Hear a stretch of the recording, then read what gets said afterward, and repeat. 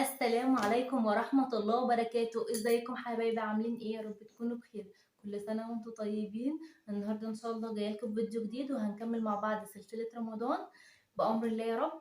النهاردة جايه لكم بقى بمنيو السحور. تمام، طبعا السحور بيبقى متكرر شوية غير الفطار، يعني بتبقى نفس الوجبات متكررة، بس هو اديني بقول لكم افكار من عندي، وان شاء الله يا رب تعجبكم وتستفادوا منها ان شاء الله.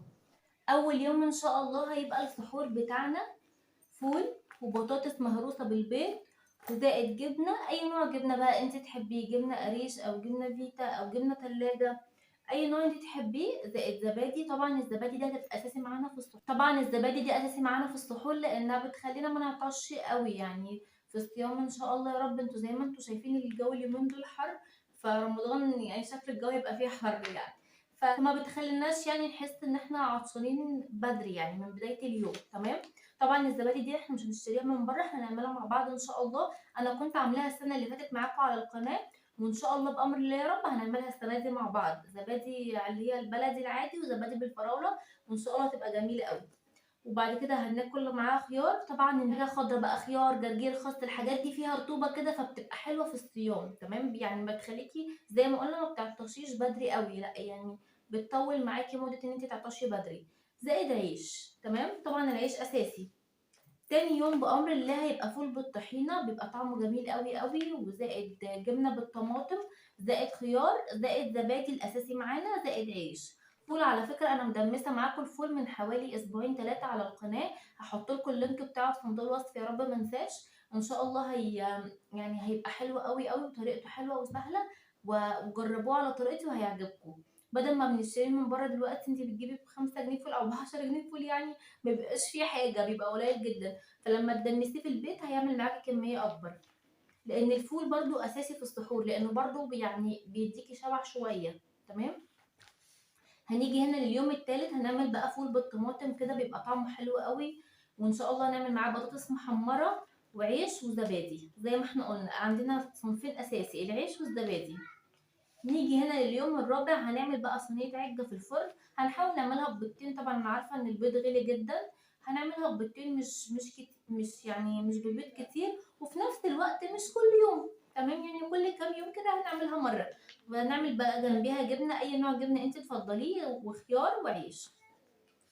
نيجي هنا لليوم الخامس ان شاء الله هنعمل سلطة جبنة، يعني هتجيبي بقى الجبنة القريش تقطع عليها قوطة وخيار، وحطي عليها كمون بقى وشوية شطة كده ورشة ملح، بتبقى في حتة تانية خالص. اي خضار عندك انت تحبيه حطيه عليها، بيبقى طعمها حلو قوي. وبطاطس مهروسة، تمام، ممكن تعمليها هنا بيض او ممكن تسلقي البطاطس بس ومعلقة سمنة بلدي كده وملح وكمون وتهرسيها كده، وبتبقى طعمها حلو قوي، ومعها عيش ومعها زبادي. تمام، نيجي هنا بأمر الله اليوم السادس هنعمل طاجن فول بالبيض في الفرن، بيبقى طعمه حلو. بيضاية واحدة بس على طاجن الفول بالبيض ده في الفرن بيبقى طعمه في حتة تانية ومختلف عن الفول العادي، ننوع لهم شوية عشان ما يزهقوش. تمام، وهنقطع جنبيه خيار كده وعيش وزبادي وبألف هنا وشفا. ممكن هنا تحمري جنبيها شوية بطاطس اللي يريحك. نيجي هنا اليوم السابع هنعمل بقى فول اسكندراني كده بالبصل بقى والطماطم بقى، بيبقى طعمه خرافة. وهناكل جنبيه عيش وخيار واي نوع جبنة تفضليه.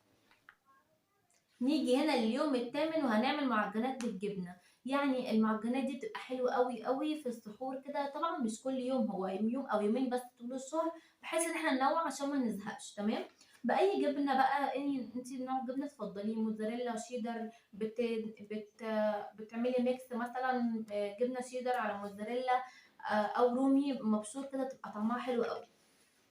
نيجي هنا لليوم التاسع هنعمل شكشوكة بالبيض وعيش وبطاطس محمرة. الشكشوكة برضو هما بيضتين بس، هنعمل شكشوكة هتبقى أحلى شكشوكة في الدنيا. بأمر الله يا رب إن شاء الله نعمل معظم الأكلات دي مع بعض.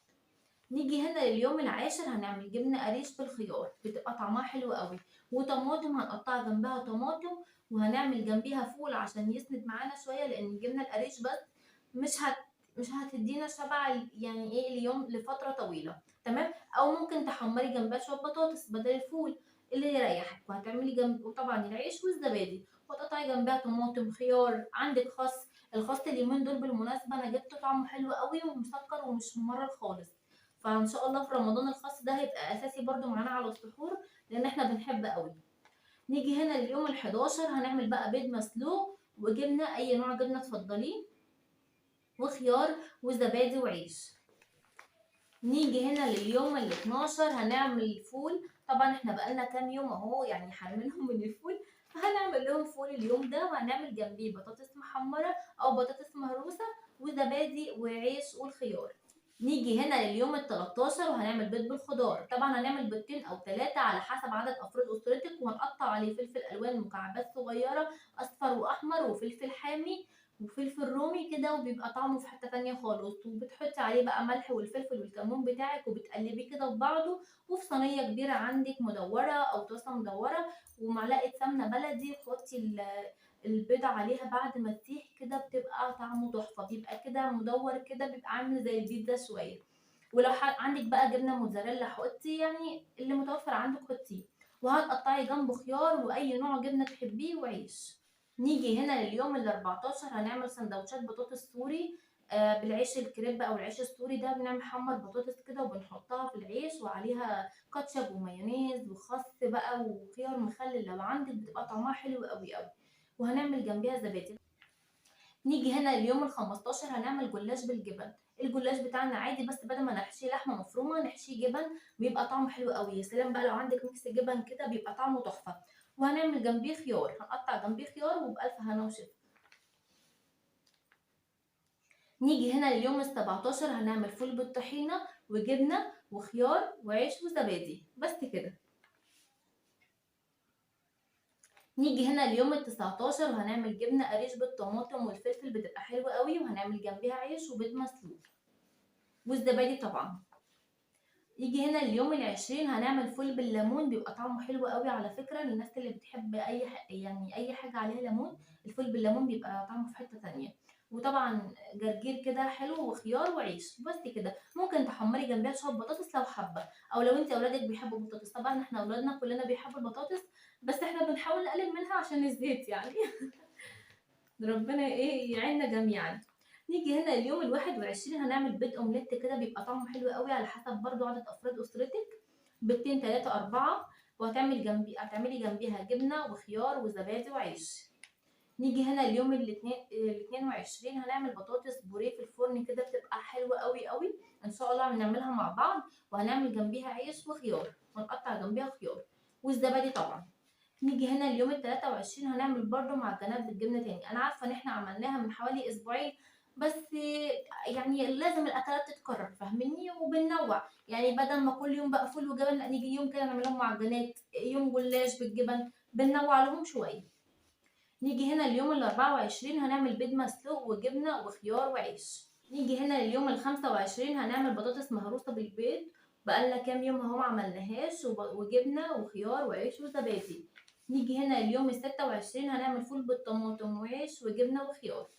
نيجي هنا اليوم ال27 هناكل بقى زبادي وفاكهة، يعني أي أنواع فاكهة كده عندك. اليوم ده هيبقى خفيف في السحور شوية، وهناكل جنبيه كل واحد زبادي كده، علبة زبادي كده وبألف هنا.